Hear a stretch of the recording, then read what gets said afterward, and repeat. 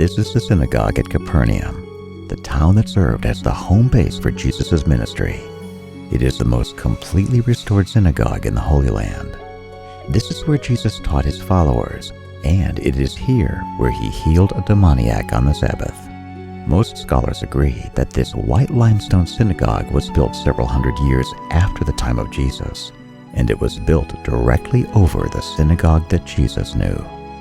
Do you see what looks like a black foundation at the bottom of this white synagogue?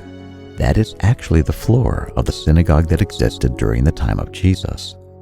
Now, Capernaum had always been a poor fishing village, but it was the first town that people came to when they traveled from Decapolis, which is beyond the Jordan to the east. For this reason, a small outpost of Roman soldiers was stationed here to observe all of the border crossing activities.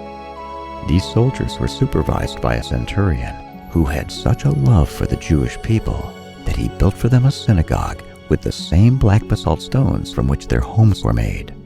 That synagogue was constructed just a few years before Jesus moved to Capernaum. From this porch, you can see many of the dwellings of ancient Capernaum. One of these homes probably belonged to Jairus, one of the rulers of the synagogue. You may remember the story of Jairus from Mark chapter 5 or Luke chapter 8.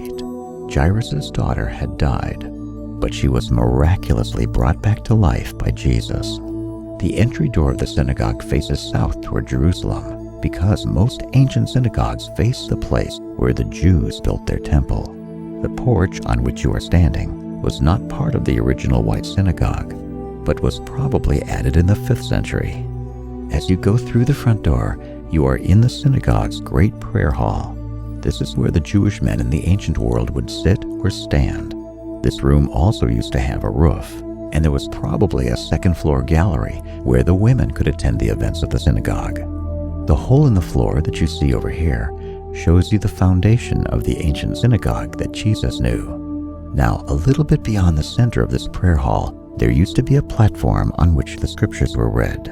That platform is now missing, but a small square tile on the ground shows you approximately where it stood. So if you put yourself on this square and face toward the door of the synagogue, you are probably standing on the very spot where Jesus stood when he taught his followers. Now take a look behind you and you will see 2 pillars. The pillar on the right was inscribed in Greek when the white synagogue was built.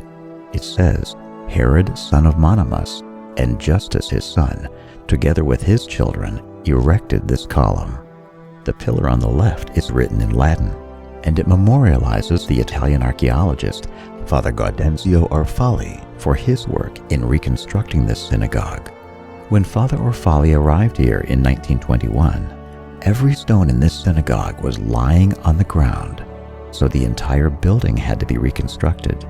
Sadly, Father Orfali was killed in a car accident in 1926 when he was driving away from Capernaum. Now, going through the door in the back of the prayer hall takes you to another porch. This may have been the location of 2 staircases that led to the women's gallery on the 2nd floor. And from here, you can see more of the ancient ruins of Capernaum. Over here, you enter a courtyard that was added to the white synagogue in the mid-5th century AD. There was a roofed portico on 3 sides of this room, and it was probably used not for religious purposes, but rather as a community meeting room. Probably the most important thing that happened in this synagogue was when Jesus preached his Bread of Life sermon here the day after he fed the 5,000. Now, many of these 5,000 people who were fed the day before were hungry again, and they followed Jesus to Capernaum, apparently looking for another free meal. But this time, Jesus didn't offer them physical bread. He offered them himself. His message was this: I am to your soul what bread is to your body. Don't just seek the food that perishes, but seek me, the food that will bring you eternal life.